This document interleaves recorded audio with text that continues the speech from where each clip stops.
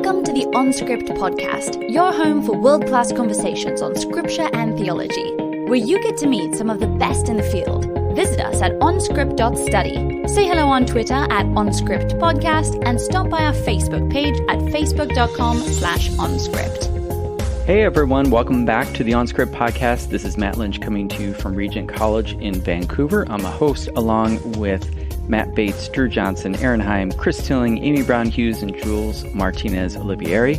We are a collective interested in the intersection of biblical studies and theology. And we also have another spin-off podcast called the Biblical World Podcast, and that focuses on the history, culture, archaeology, and geography of the Bible.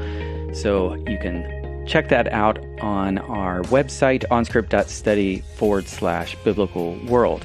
A quick reminder that at the annual meeting of the Society of Biblical Literature and American Academy of Religion, we're going to have a live OnScript event hosted by none other than IVP Academic Press. And we're going to have a fun time there on the 22nd of November in San Antonio. Stay tuned for more information, or you can look on our events page on our website. And I'm just going to check real quick. Is that what it's called? Yeah, events. We've got an events page on our website. And as soon as we have the details on that, we'll put them up there. But you might want to keep that date open if you're planning to go to San Antonio. So that's November 22nd in the evening at 9 p.m. We're going to have an event at some local joint where we'll have a live recording and get to connect together and with you. Okay, enjoy the episode. Hello, everyone. Welcome to OnScript. This is Matthew Bates, co-host along with Matt Lynch, Drew Johnson, Aaron Heim, Chris Tilling, Amy Brown Hughes, and Jules Martinez. Welcome, everyone, to OnScript. We're trying to keep you abreast of the best of recent biblical and theological scholarship. The Irish poet William Butler Yeats is famous for his line, "Things fall apart. The center cannot hold." Things fall apart. The center cannot hold. An apt word for our time. Given the tectonic shifts in culture and Christian engagement, we wonder what will remain after this shakedown. What tools are at our theological disposal to help us preserve the good and faithfully rebuild? Theologian Joshua McNall is with us today. He wants to offer the church a tool to consider. The tool is perhaps.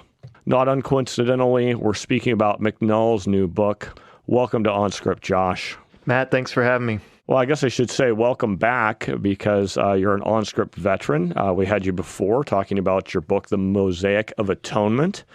And we enjoyed you so much that we want to have you back to talk about perhaps. Well, I don't think I've been on quite as much as, what's your all-time record is held by the esteemed, professor? I don't know. That's a good question. We've had a couple multi-guests. I'm sure Scott McKnight's been on there more than once. Joshua Jipp. Yeah, but you're one of the few that we've had. I appreciate your work. So you kind of have a hat tip towards James K. Smith as sort of a motif that runs throughout your book. You modify the very famous slogan in Christianity, faith-seeking understanding, to something a little bit different. And you have your difference would be faith-seeking imagination. I think a hat tip there to Smith, right? What's the difference, and why does it matter?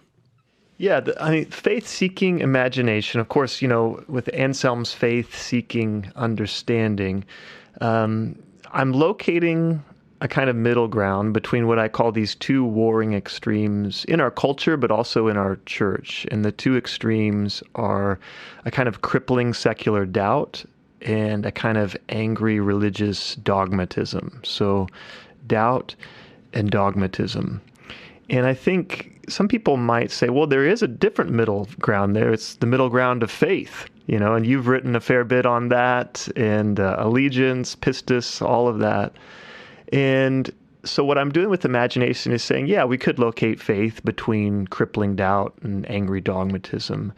But in some ways, I see faith more as an act of the will, whereas imagination is something a little bit different. And it's a kind of It's an asking what if. It's a speculative form of reasoning that is slightly different than faith. And so I'm asking, what's the place for speculation in theology in the Christian life?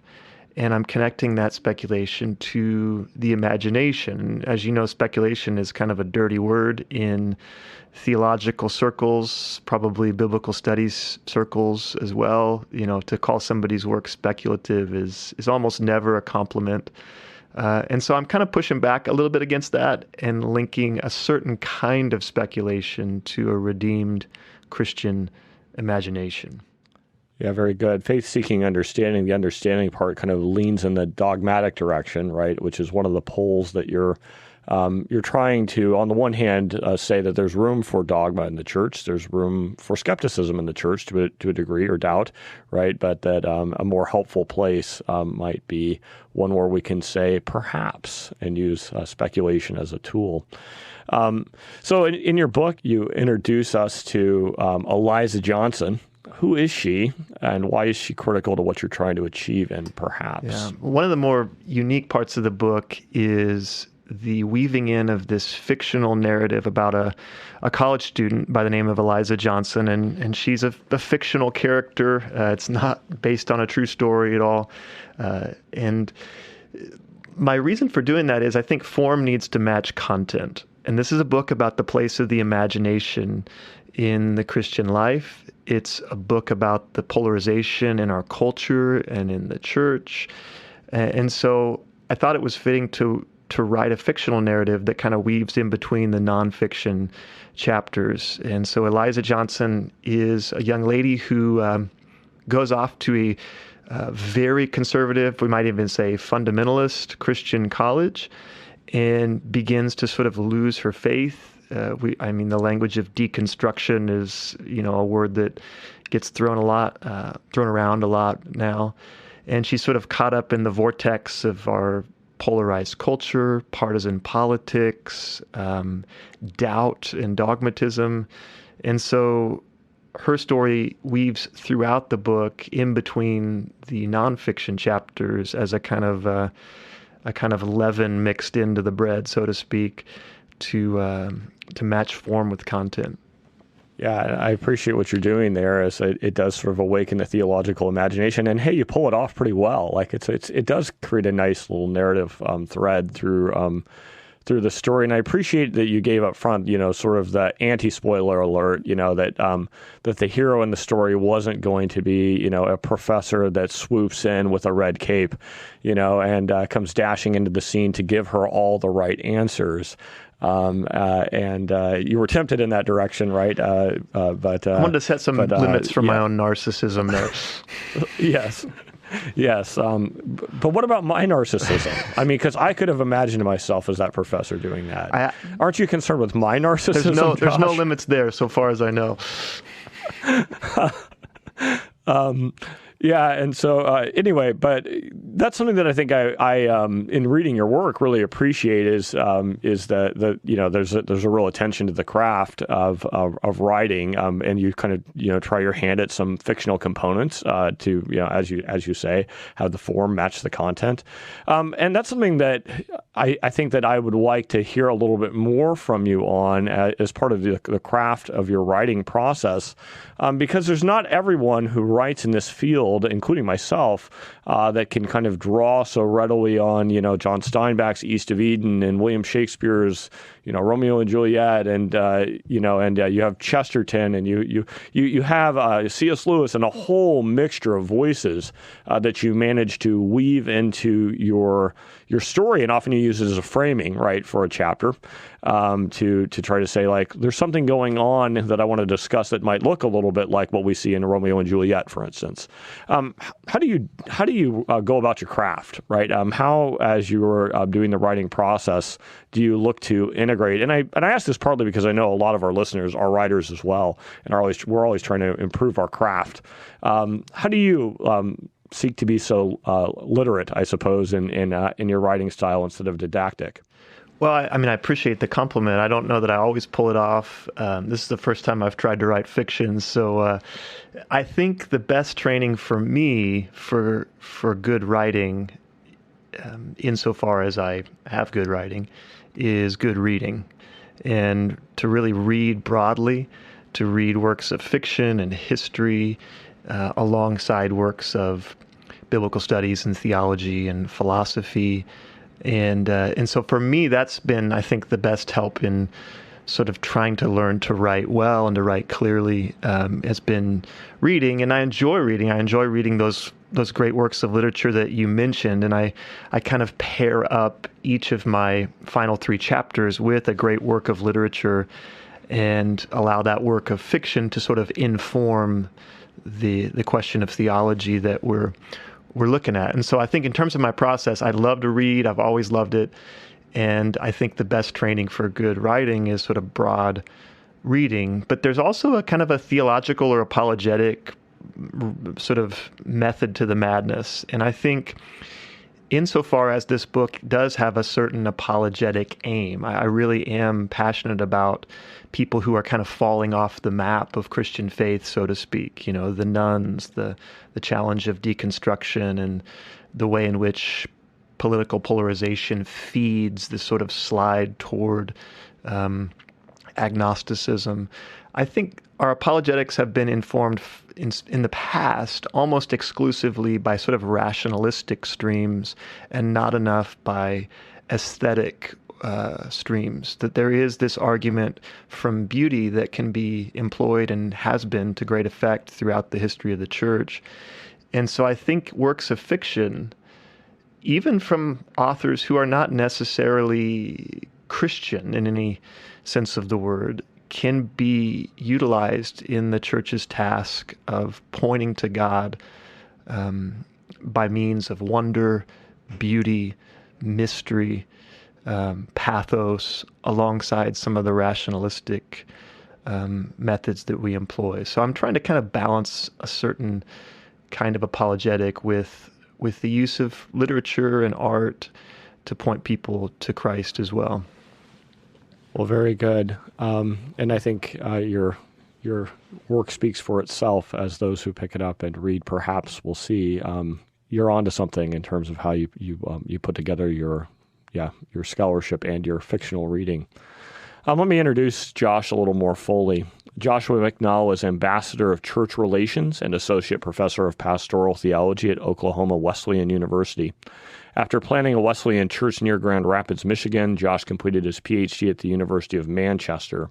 Since then, he has penned several books, including a free corrector on Colin Gooden and the Legacy of Augustine, Long Story Short, and The Mosaic of Atonement, book I've already mentioned, as well as the book that is under discussion today. Perhaps he and his wife, Brianna, have how many children, Josh? Yeah, 4. So not as many as you, but, Yeah, well, I would encourage you to be fruitful and multiply. Keep going as the Lord permits. You discern that before the Lord, though.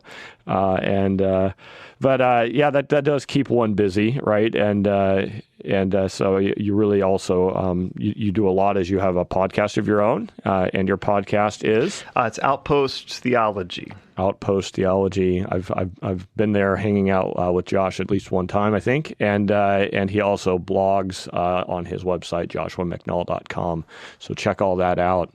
Now, there are several books that have come out recently, Josh. So yours isn't alone in the field that is dealing with issues of doubt and trying to maybe redeem doubt to a degree. We've got Pete Enns, The Sin of Certainty. We got Gregory Boyd's The Benefit of Doubt. What do they get right? And maybe even more importantly, where do you think you need to press them to go deeper, or maybe there's something you need to supplement or nuance that allows us to move further along the road? Well, doubt is a topic that's in vogue, and you mentioned a couple of those books over the last few years. And I think the thing that Enns and Boyd get right is there has been this tendency within the church, especially in evangelical circles, to sort of vilify or demonize doubt. And so students or anybody who is wrestling through a season of doubt has had this sense that, I can't talk about it, or I'll be sort of shunned or judged or as like a bad Christian. And so I think the thing that Innes and Boyd get right is we do need to have a more nuanced view of doubt.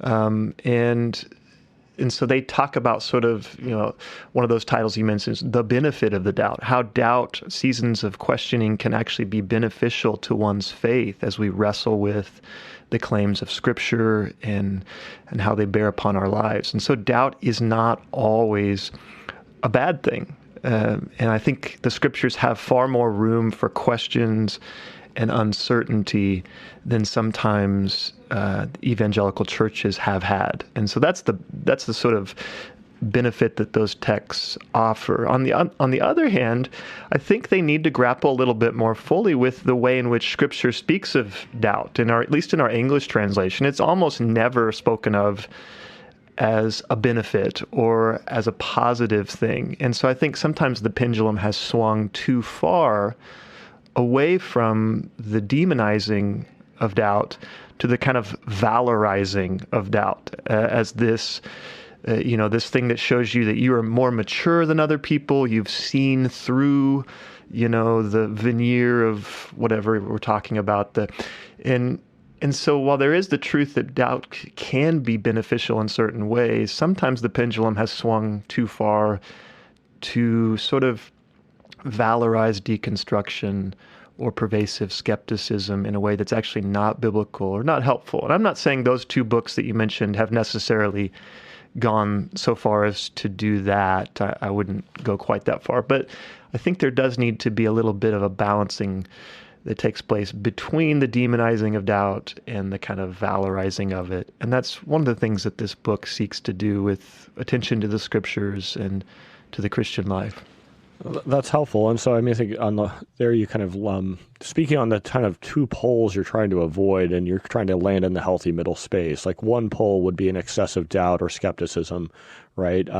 What does the other pole sound like? If we land too hard over on the other side, which would be dogma, what does it sound like to land too hard there? What's the effect for the church if we land too hard on the dogma end of the spectrum? Sure, yeah. The subtitle of the book is Reclaiming the Space Between Doubt and Dogmatism. And so the other pole, or the other extreme, is what I call dogmatism. And I'm not talking about dogma per se, these sort of bedrock commitments of the Christian faith, like, the deity of Christ or the doctrine of the Trinity or anything like that. When I speak of dogmatism, I'm really talking about a matter of tone and emphasis. And so by tone, I mean this tendency toward a kind of shrillness, a kind of angry partisan rhetoric that has infiltrated evangelicalism from political spheres and whatnot. Tonal dogmatism is how we speak to each other, especially in online spaces. You put it in, I think in the book, you say all that, and you also say it's also the all caps, yes. Right, that we see, in a lot of social media conversation. Yeah, so it's this tendency to speak always in all caps with hot takes and sort of things that maybe generate clicks, but not much fruit in the life of the listeners. And so that's one side of dogmatism, is the matter of tone. But there's also a matter of emphasis. And in terms of emphasis, I mean these claims to certainty or certitude on issues that maybe we ought to hold a little bit more loosely. So I talk a lot about, faith is not the same as this sort of mental certitude or this rationalistic certitude. And so by dogmatism, I really do mean those two tendencies. First, the tone of partisan shrillness, and secondly, claims to certainty that maybe are not rooted so much in Scripture, but in the need to be right or the need to feel sort of better about our beliefs and sort of claiming certitude where we ought not. Well, one of the things I think that is an obvious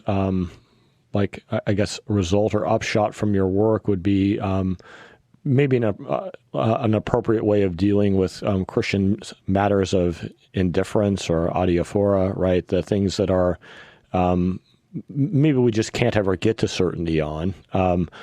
But it would be a mistake to say that that's really what your book is trying to do. You're trying to put perhaps forward as an analytical tool beyond just saying like, okay, well, there are always going to be matters about which Christians disagree. So speak to that. Speak to the utility, I guess, of how your book is a tool, yes, to deal with issues of, maybe about which we could never disagree. But what's it seeking to do beyond that? How are you deploying it? Yeah, I think maybe one way to approach that would be to talk about where the title comes from. And the epigraph for the book is a line from N.T. Wright in his big Paul and the Faithfulness of God, somewhere deep in the second volume there. He says, sometimes believing in providence means learning how to say perhaps. And he talks about how even the Apostle Paul did not have certitude in so many cases until in retrospect, kind of recognizing the divine hand at work in retrospect. And so Wright's claim is that we need to reclaim that little word, perhaps, within the life of faith. Sometimes believing in providence means learning how to say perhaps. And so what I'm advocating for is not this sort of wishy-washy what-ifery, where we're just saying, well, maybe, and then just throwing out possibilities that allow us to sort of just keep all options on the table. But rather, I employ it as a tool in kind of two specific ways. For one is for those of us who are wrestling with doubt or uncertainty, I employ it as a way to move from where we are to stretch out toward the truths of the Christian faith. Well, what if, asking that kind of question, so that we can actually land in a place of Christian faith, or even orthodoxy, because that's the kind of the branch of the greater church that I would reside within. So it's reaching out towards these great sort of truths that the church has always held. And so there's a kind of apologetic value right there in the use of perhaps. The second would be the use of the term as a way to address matters of adiaphora or indifference. These are not matters of orthodoxy, but they are matters that are important as we approach the scriptures and we have questions. And so how can speculative and imaginative reasoning be employed there as we approach questions that are not like bedrock questions of the faith, but still of interest and concern? So those are the kind of the two ways in which I think that word can be helpful, while at the same time, I have a whole chapter there on guardrails, because I think clearly speculation or what-ifery can be problematic. And so we need some guardrails to our saying of perhaps to keep us from sort of plunging off the cliff, so to speak, as we're going through life. Yeah, and I'll give you a chance to lay out some of those guardrails in a few minutes. Before we do that, though, why don't we try to make this a little bit more concrete, as we've been talking in pretty generalized terms. You lead us through the example of Jephthah in the Old Testament and why his faith ends up being deficient in some way, but Abraham's pleasing to God.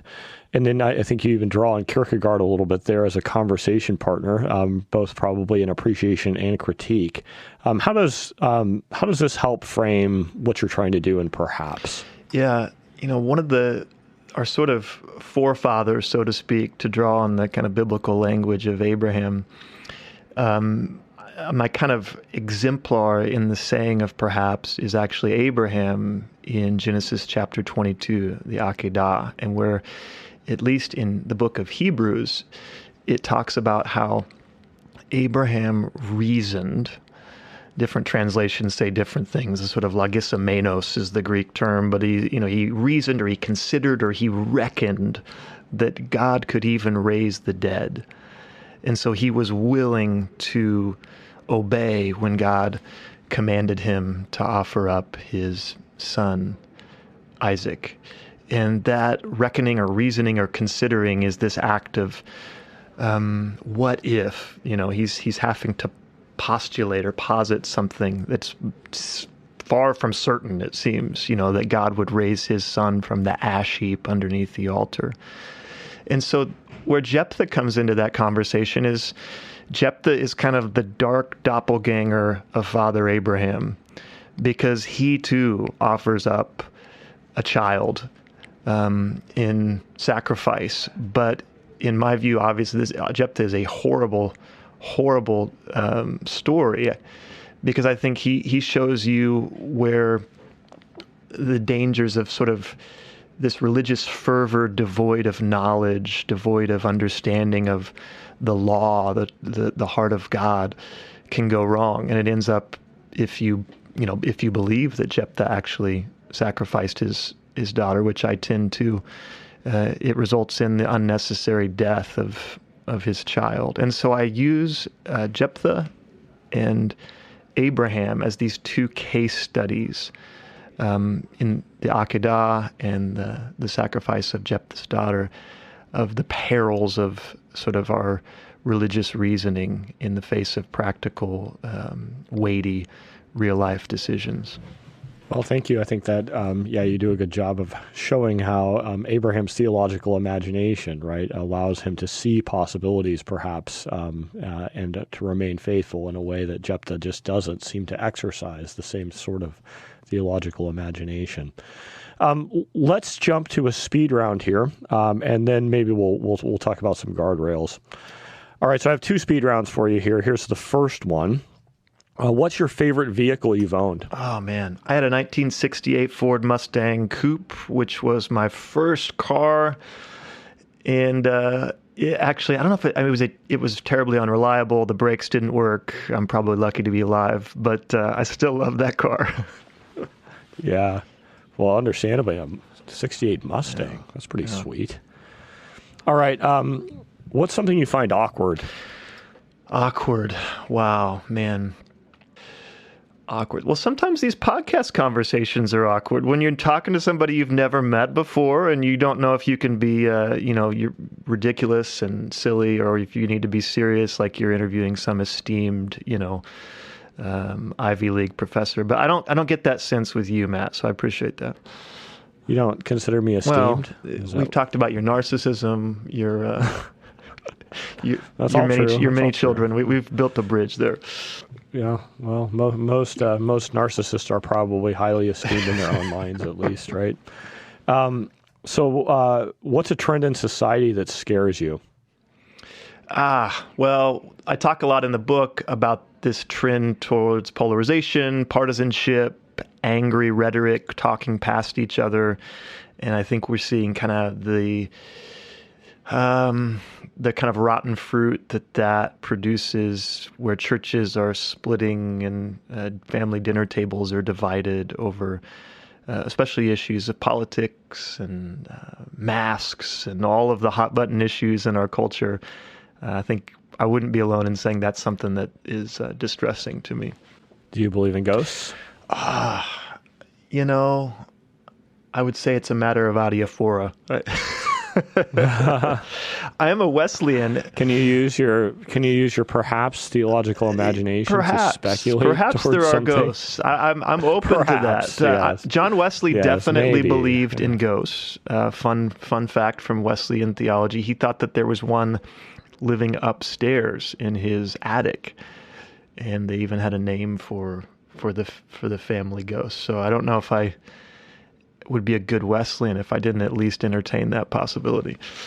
All right, and this one's one you're going to like. What are a few best fiction reads for you recently? Because I want to hear this. I mean, I'm like taking notes here very carefully. Yeah, well, last time, I think I even kind of got you onto Cormac McCarthy a little bit, maybe. You did. Yeah, you did. And I've read a few, and I I'm like currently reading sort The of. Crossing by McCarthy, because I think... Yeah, I actually just read that one. Your Facebook or whatever was the impetus for that. I saw you reading it, and I was like, I need to... Yeah. I'm really early in that, so I don't know if I like it yet. Well, I like the first part better than the second, like not to demotivate you, but...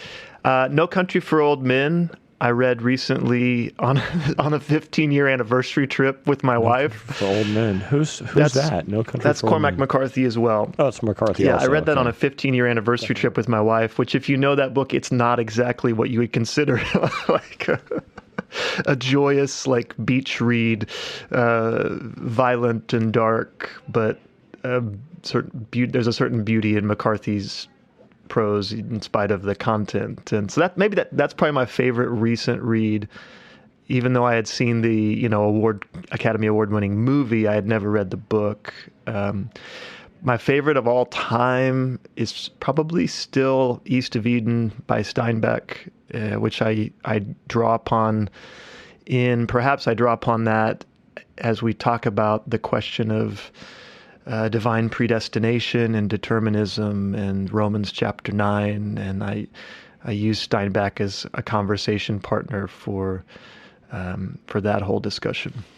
Well, getting back into the meat and potatoes here. Can I ask you a lightning round question? Yeah. Okay, yeah. so this, as a longtime listener of the OnScript podcast, I've always had this question I wanted to ask kind of an expert. So at the beginning of the OnScript podcast, I'm sure our listeners heard it, there is a lovely sort of British female voice that comes on and says, welcome to the OnScript podcast. And so the question I've always had from the very first time I heard that was, I had this sense that was sort of like, I don't know if that's a real British accent.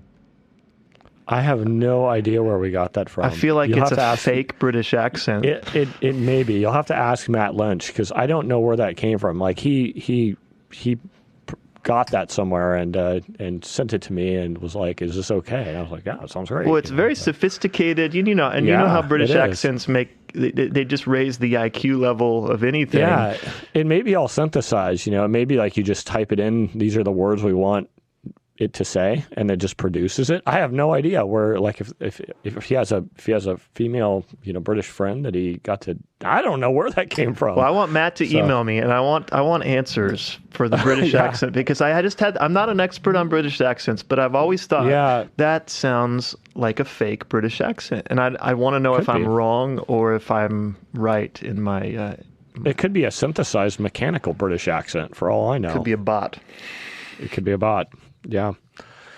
All right. So guardrails. We're about to talk guardrails.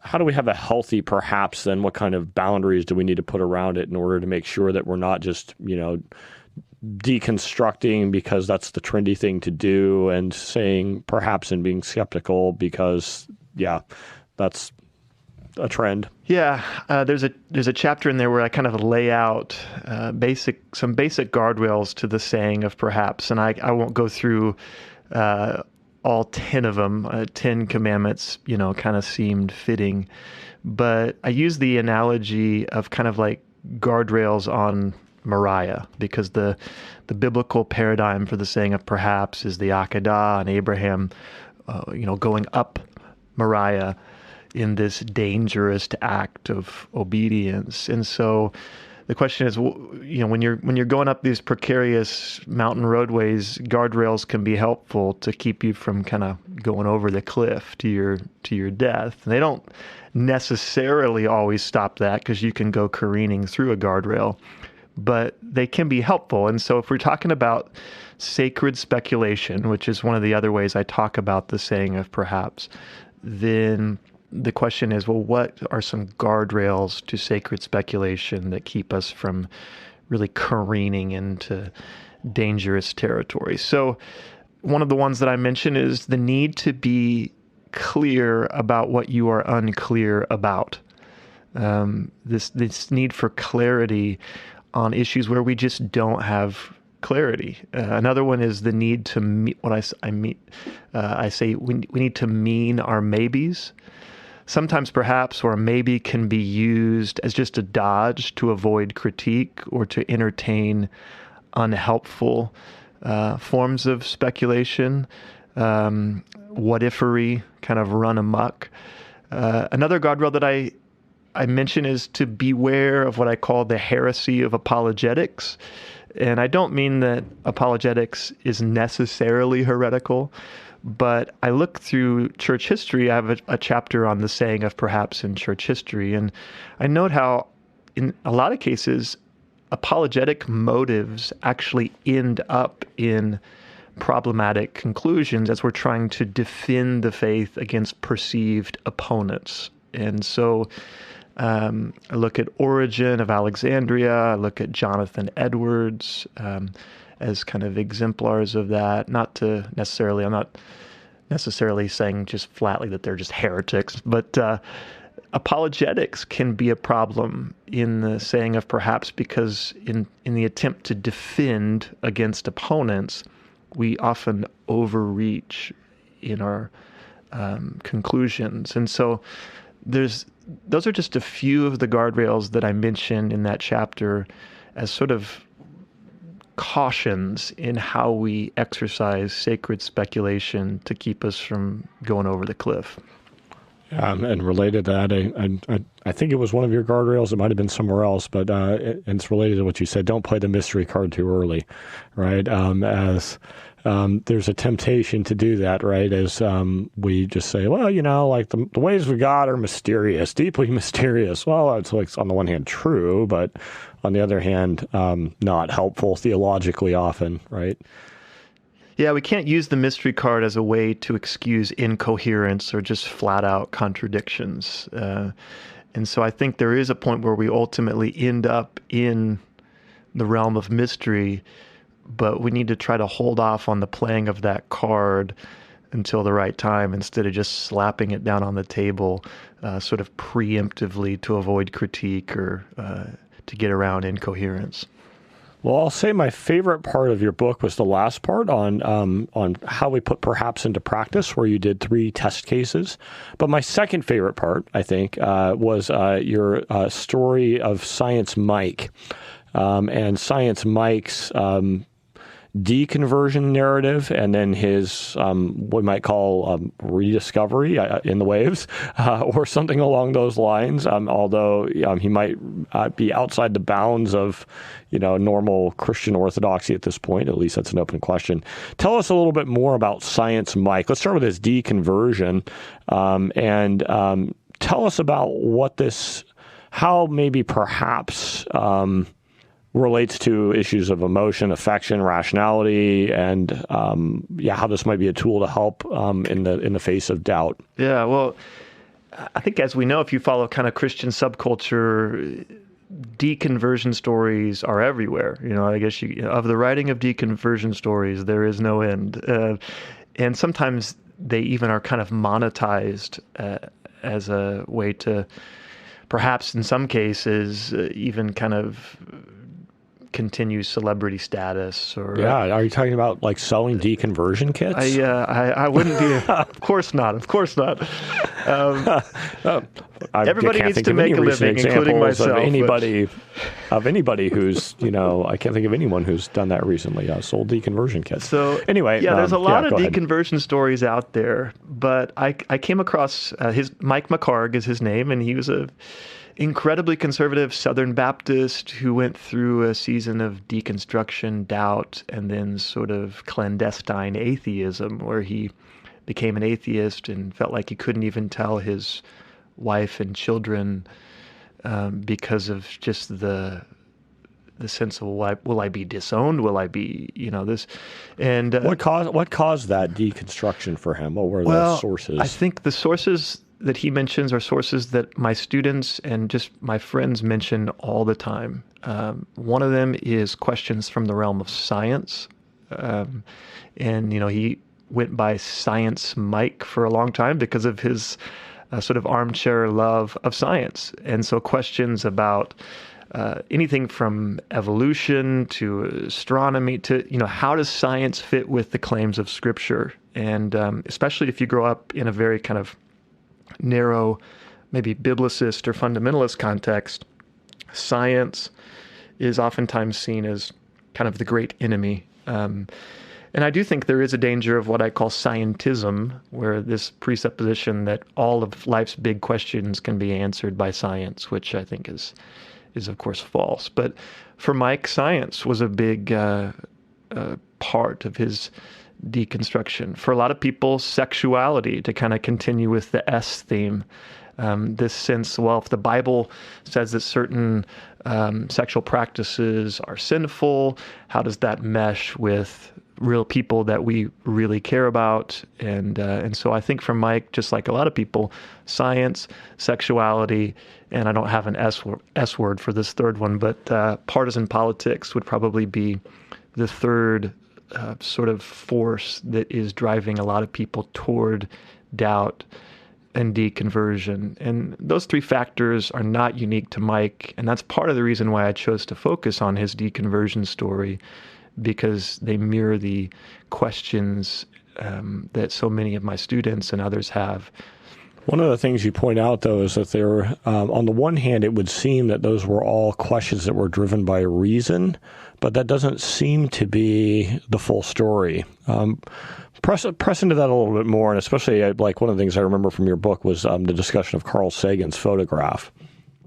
Well, and this isn't an observation that's entirely unique to me, but you mentioned Jamie Smith's name earlier, and Smith talks about the extent to which we enlist reason to back up decisions that were made with our gut. And I think that's true for a lot of us, but our rationalistic explanation for things, reason is important, but it's not the only factor in play in these deconversion stories. And you mentioned Carl Sagan's photograph, the famous photograph Pale Blue Dot, which is the title of his book, kind of on the cosmos, which I believe is co-written with Sagan's widow. And he has this incredibly powerful and poetic passage where he invites the reader to look at that pale blue dot. And I won't try to quote it from memory because I'll mess it up. But then essentially what Sagan does, and then his widow, Anne Druyan, comes in later to talk about that same thing, is to say, once you've seen that pale blue dot and how incredibly small it is and inconsequential in the vast tapestry of the cosmos, how could you possibly believe that there was a creator God who created this whole thing for this one species, human beings, to be, sort of his image bearers, and just in the scope of the cosmos, that Christian faith is refuted just by virtue of looking at that pale blue dot. And Mike says in his book, Finding God in the Waves, when he recounts his deconversion experience, that passage was what tipped him over the edge from doubt to atheism. That pale blue dot experience where he's like, yep, that's right. There can't be a God, And what I note is that from a sort of evidential standpoint or rational standpoint, Sagan's argument, or Druyan's sort of gloss on it that she adds in the next chapter, is actually quite poor. Like, it's actually not a great argument against Christianity to say, see, look, the universe is really big, therefore there's no God. And I liken it to claiming that, because the Library of Congress is really, really big, Shakespeare can't have written Macbeth.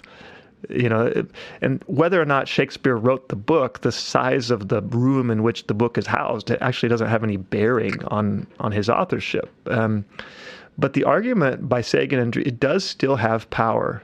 What it has is a kind of aesthetic or poetic power that plays upon the sense that I think almost all of us have as modern people, that we are kind of drifting alone in the cosmos, inconsequential, and that Christianity can't stand up to some of the scientific advances and understanding that we have now just by virtue of being modern people.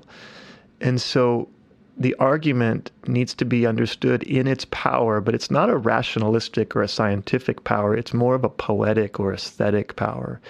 And that connects with something that a lot of people have noted from the philosopher Charles Taylor, that arguments from science, oftentimes when they're leveled against Christianity, there are some arguments that are very difficult and very serious that have to be grappled with from science. And I don't want to discount the difficulty of those.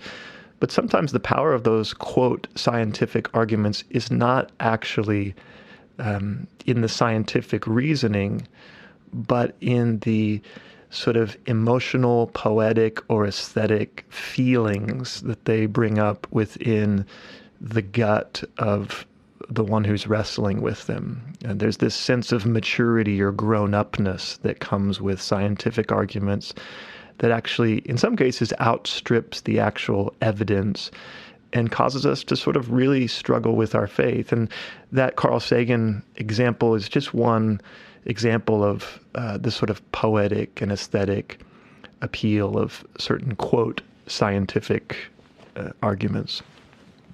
Yeah, and so I think a lot of what you're trying to say, as best I understand it, would be that, that there's an emotional or an affective kind of part of the process to these deconversion experiences for many, many people. You speak about how Science Mike, for instance, like his father and mother were going through a divorce. He tried to speak to his father about it, and his father was not heeding any Christian principles, and this really put him, Science Mike, perhaps in an emotionally vulnerable state where, things were able to kind of emotionally compound, maybe beyond reason, right? And that affected his process.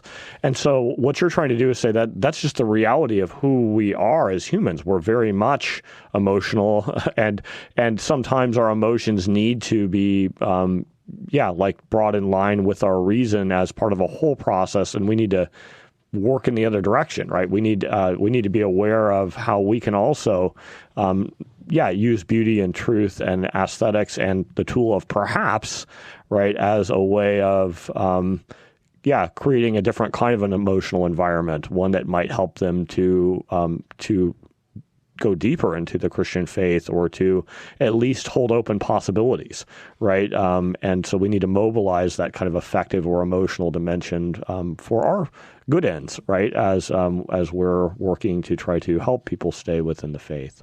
Yeah, I think that's right. And so, Science Mike's deconversion is not the end of the story for him, right? He does end up finding God in the waves. You might speak a little bit more about that. But also, I thought your analysis of his sort of where he's at now and his sort of split brain reconversion, you found to be, maybe not fully satisfying. What would you say to somebody who is in Science Mike's position today to try to help move them to a better place, maybe? Go ahead and speak to that. Well, Mike's first book, Finding God in the Waves, is about this, his deconversion, his kind of deconversion from a kind of very conservative evangelicalism to full-fledged atheism, and maybe scientism would be a good way to describe it, a kind of Dawkins-esque approach to the world at large. But he underwent a profound supernatural experience where he describes being at a conference, voicing his sort of critiques of religion and Christianity, and then rather than being shouted down, he was welcomed and loved by those at this conference. And then he recounts this sort of inexplicable experience where he says he heard Christ speak to him. And on 2 occasions, this sort of supernatural, inexplicable experience of Christ's love for him that landed him in this awkward position of, I guess I am an emotional or experiential Christian, despite the fact that all of my rationalistic objections and problems with Christianity still exist. And so hence the split brain, right? On the one hand, his affective, dimension, he's a Christian, but on his intellectual level, like he's almost not. Or that may be an unfair way of summarizing, but I'm trying to cut to the chase. Yeah, no, I think he describes it in pretty much that way, that he experientially and mystically, he's a follower of Jesus, but on a rationalistic level, he's still essentially an agnostic or an atheist. And so he employs, because of his science passion, the science of sort of split brain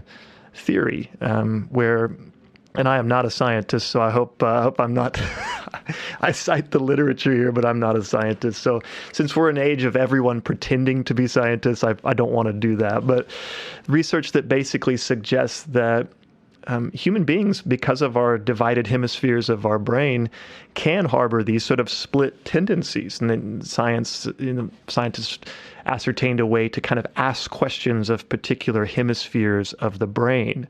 And they could do that through a complex sort of system of experimentation, and found out they were getting different answers to the same question depending on which hemisphere of the brain they were asking. And even questions of, do you believe in God?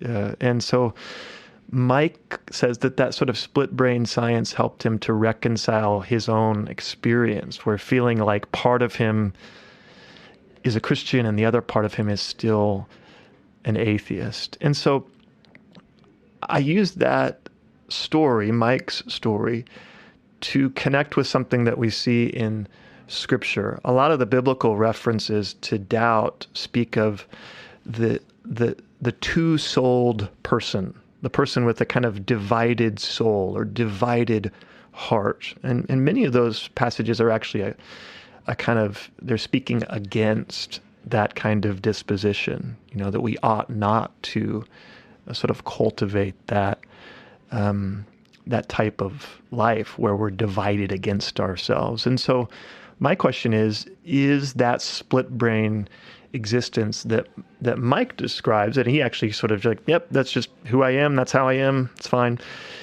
How does that map onto the biblical description of the two-souled person, or the person with a divided heart? And I actually conclude that it's not quite the same.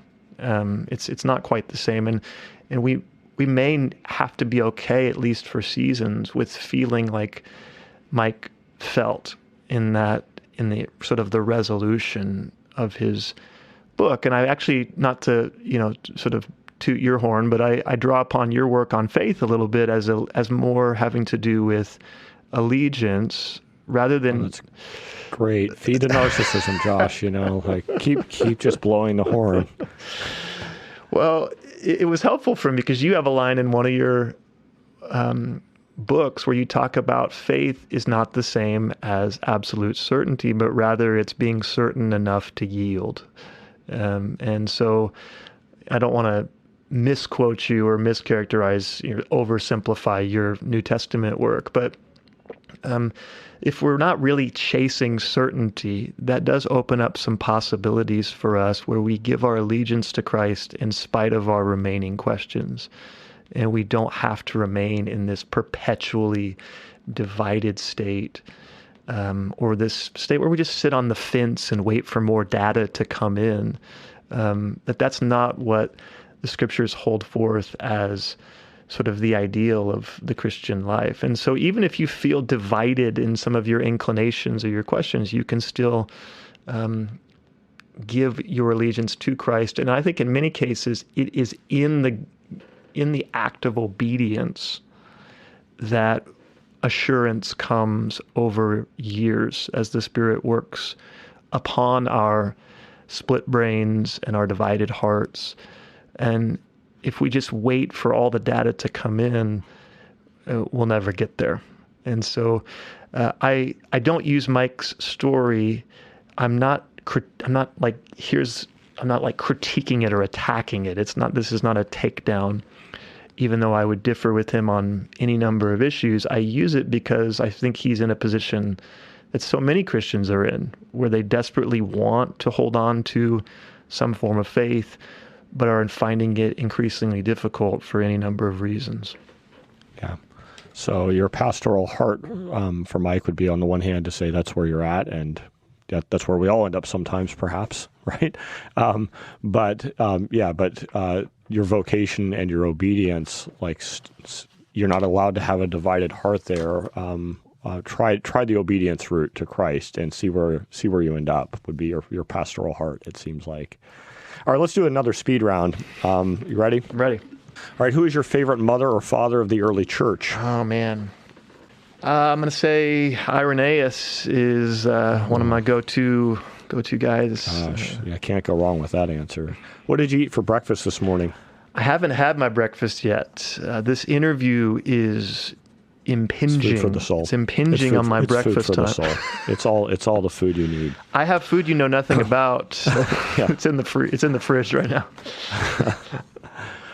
Along those lines, why are Cheetos the best snack food? Ooh, I think the reason is that they linger on your fingertips for the whole day. It's the magic dust. And it's the magic dust. You can revisit it. Yeah. No, there's no doubt it's the dust. Is there intelligent alien life elsewhere in the universe? I hate, since I wrote this book, every time I say perhaps now, my students look at me like, is this a plug? Or I'm going to say perhaps. All right. Your least favorite household chore?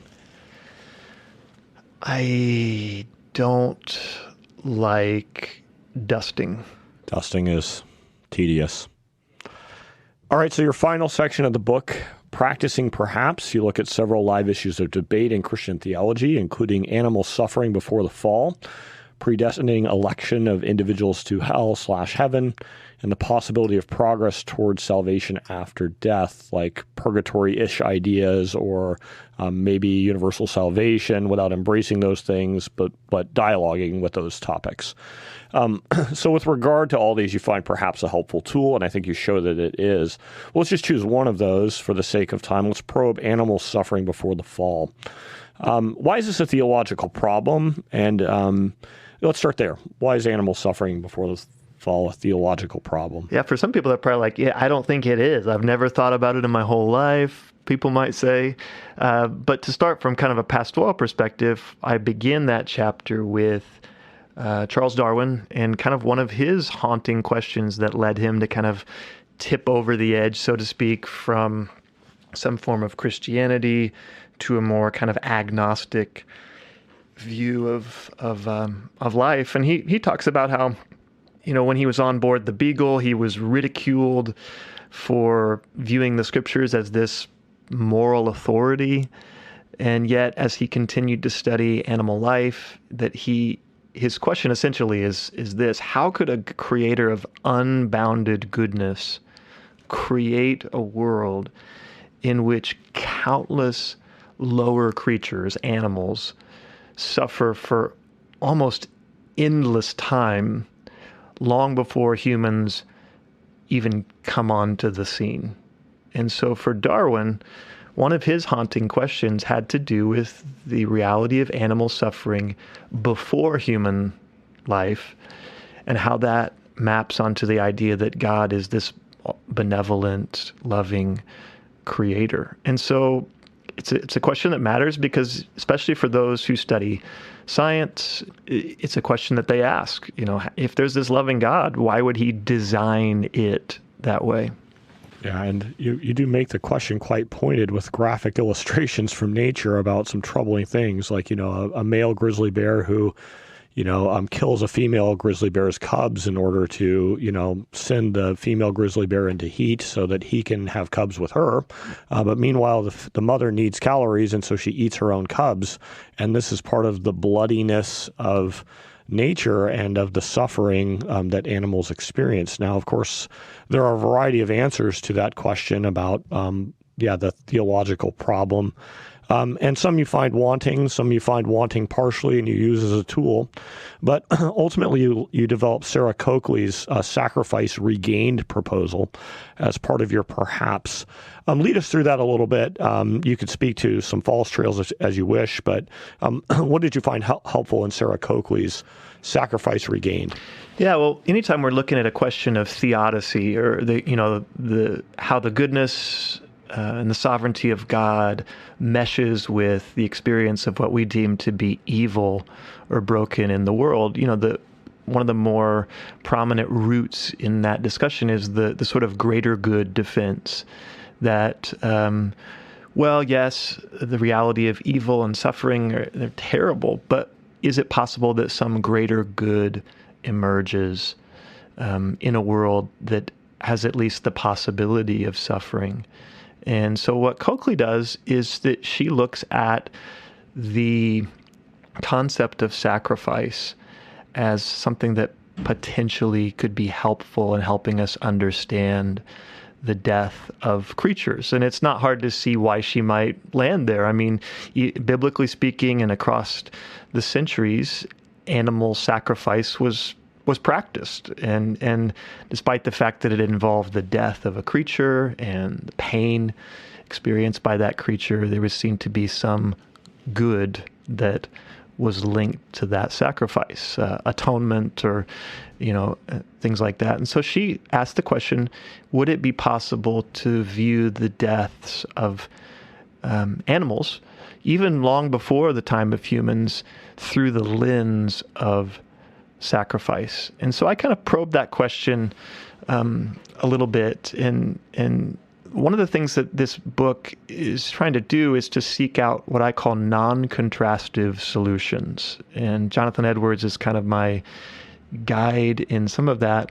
And so I just basically lay out, here's all the different options that are on the table for how we should understand the death of creatures prior to humans coming on the scene. And what are some of the ways in which we might link them up with one another in order to say, again, this is not a claim to certitude, but well, maybe, or perhaps this is why a good and loving God would allow or create a world in which these creatures suffer even before humans kind of step onto the scene. And so I use Coakley, and I end up sort of embracing a sort of version of her argument that lands in a kind of greater good area. But again, not with the claim that this is the only right answer. It's just trying to think creatively and biblically about Darwin's kind of tortured question. Yeah, you're trying to open up a space where we can say, well, perhaps this is what God intended. There's other kinds of perhapses too, but maybe this is the best perhaps we can offer, right? Well, let's get practical as we wrap up here. As we've already spoken about a little bit about your craft and how maybe we can try to cultivate this faith-seeking imagination that you're trying to advocate for. Obviously, reading good fiction maybe is your number one go-to for habits you would encourage. What other habits would you encourage, and how do we cultivate these habits of faith-seeking imagination? Yeah, well, there is, again, a kind of nod to some of Jamie Smith's work on the need for our loves or our desires to be sanctified through certain rituals, certain habits. And I think that that's the case, that Christianity is not primarily about just dumping in the right information to our craniums, but it's about training our desires through certain practices. And so I mentioned the need to kind of sanctify our imaginations with good art and the need to enlist art in the apologetic endeavor. So we've talked about that one already. We could certainly list other practices, the practice of disciplined prayer as something that sanctifies our desires and begins to do work on us at a deep level. The kind of sacrificial service habits in which we serve the least of these, people who can't give back anything, begins to, I think, discipline our desires. I think to sort of feed a sense of wonder in a secular and scientific age can open us up as well. And that may be done through any number of things. I mentioned art and literature.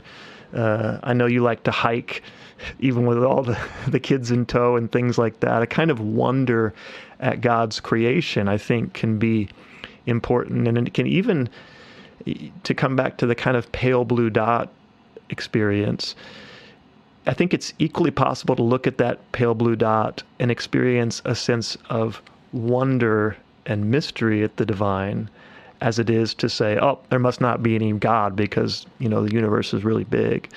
And so feeding an appropriate sense of wonder by virtue of the created order, by virtue of good art, all those things, I think, can be ways in which our habits begin to do work upon our hearts and eventually even our intellect in ways that help us to be more faithful Christians.